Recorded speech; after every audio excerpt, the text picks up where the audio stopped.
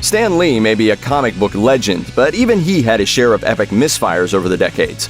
As fans around the world commemorate his life's work, there are a few comics getting attention that he'd probably wish had stayed forgotten. Aren't you? Oh, Stanley. Hi. Fearful that another company could swoop in and snatch the name out from under them, Stan Lee hastily threw together a one-off issue featuring the superbly titled superhero as a woman who'd evolved from a spider. It was slapped together, and it felt like it. The character was allegedly never meant to continue past this story, much less find an audience. But when Spider-Woman's debut issue of Marvel's Spotlight number 32 sold remarkably well, Lee and company had a bit of a problem on their hands. They'd made the character for legal reasons. Now they had to make her good.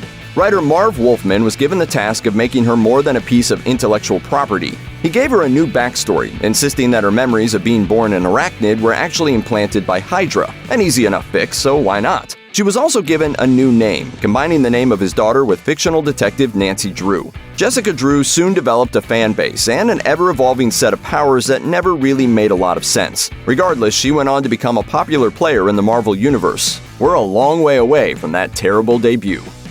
Few people go on runs like Stan Lee did in the 60s when he was setting creative milestones and churning out classic characters as a matter of habit. Considering all the different projects Lee was involved in, it isn't surprising that a few ideas would turn out to be clunkers. That's really the only explanation for Paste Pot Pete, a villain who took advantage of the evil powers of glue, or super glue if you're feeling clever. Pete was a lowly chemist when he accidentally created a fireproof superglue. The discovery abruptly made him act like an insane person, immediately donning a giant purple hat and taking up a life of crime. His debut in Strange Tales number 104 made it clear that Pete's glue was not that intimidating and more just inconvenient. Who could lose to this guy? Shortly after he was released into the wild, Lee and his team realized that Pete needed a serious revamp. They ditched the paste for high-tech gadgets and gave the villain a new name, Trapster. Even with those small improvements, the character is still arguably one of the worst enemies Lee ever had a hand in creating.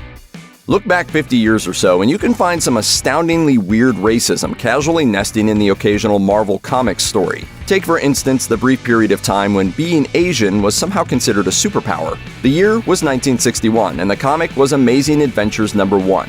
One story in the issue, written by Stan Lee, penciled by Jack Kirby, and inked by Steve Ditko, included an American character named Dr. Anthony Droom being physically transformed into an Asian person by a Himalayan llama.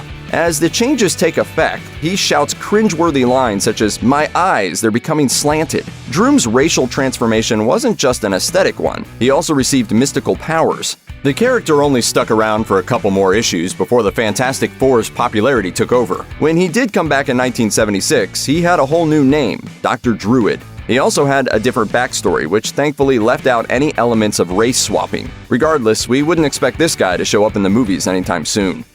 Comics have been getting dinged for decades for less than great ways they represent women, but when readers have called for strong female characters, we're guessing Stan Lee's Stripperella isn't what they had in mind. This shameful comic tells the story of Exotica Jones, a stripper-turned-superhero who spent her downtime in the club making money moves. While you can kind of see where Lee was coming from, this was a comic with severely misplaced ambitions, so much so that it never even saw official release. Stan Lee explained that he thought the stripper-by-day, superhero-by-night character would be an intelligent figure and someone audiences would empathize with. While the proposed tie-in comic was canceled, the Stripperella idea lived on as an adult-oriented animated series, making its debut on Spike TV in 2003. The show lasted for one 13-episode season. Years later, Lee tried to bring the property back as an app-based webcomic, apparently not listening as the world begged him to just stop. Considering Lee got sued by a real stripper who claimed she pitched the idea while giving him a lap dance, we're betting that this is one comic creation he probably wished had never made it out of the champagne room.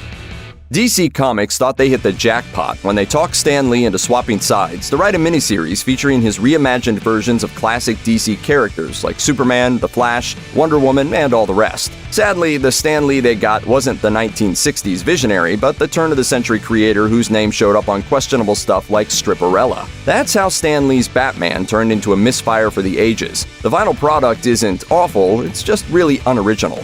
The comic book tells the story of Wayne Williams, an ex-convict who takes up wrestling while looking for vengeance against the gang members who killed his father. You may recall a character from Lee's glory days who also honed his skills in the wrestling ring. That's right, while putting his own spin on The Dark Knight, Lee just couldn't help but rip off Spider-Man. Lee had a tendency to go back to the same creative well every once in a while. He's responsible for so many comic book legends that it's hard to blame him, but if this comic had anyone else's name on the cover, it would get dragged as the retread that it is. While Lee of course deserves high honors, we're betting comics like this aren't what he wanted to be remembered for.